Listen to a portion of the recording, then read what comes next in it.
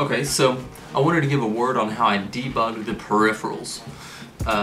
The peripheral devices, of course, are plugged in through these long female extension cords running into the high voltage relay box. What you'll notice is there's 4 pins coming out of the Arduino. They're digital outs, and they control the relays for these 4 peripheral devices.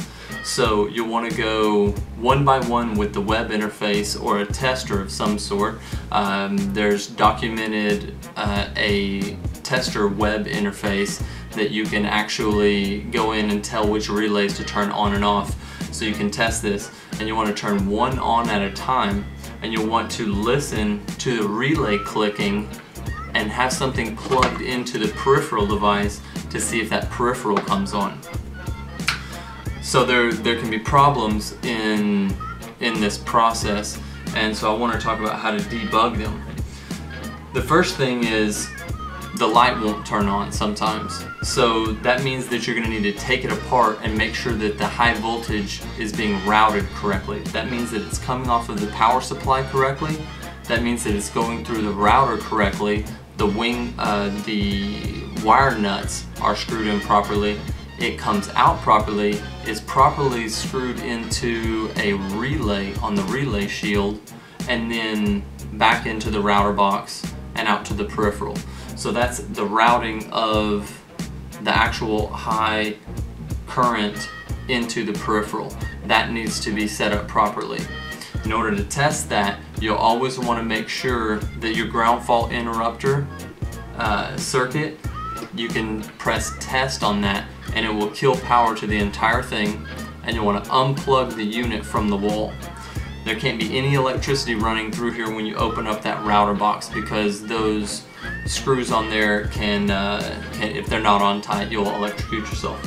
So you want to make sure and be safe when you're doing this. Turn off your GFI circuit before you go into the box, and also unplug it from the wall. So once you make sure that it's coming out of the power supply correctly into the box, all the wire nuts are tight, it comes out of the box properly routed with the wiring diagram in the documentation into the relay shield. It's properly screwed down into a relay into the normally open, and I believe it's COM ports, never into the normally closed. Always into the normally open. It's properly put onto the relay shield and back out and out to the peripheral. That is one thing you have to debug if the peripheral won't turn on when you turn the relay on. The second thing that can happen is you won't hear the click of the relay, which means the actual relay itself is not turning on. And the relay, of course, is like the valve for letting electricity go through to your peripheral. So the way that you debug that is you have the relay shield box open, and you can actually you want to make sure that all the electricity is off. In the same way, you want to hit the ground fault interrupter and unplug it from the wall, and then you make sure that your I guess their signal wires are going properly into the D0 through D4 inputs soldered into your relay shield, and you can actually turn off the power supply, making sure that no power is going in, and hop jumpers if you want. Slightly dangerous. Or you can go through and make sure visually that all of your connections are made properly on whatever ports you choose in your programming.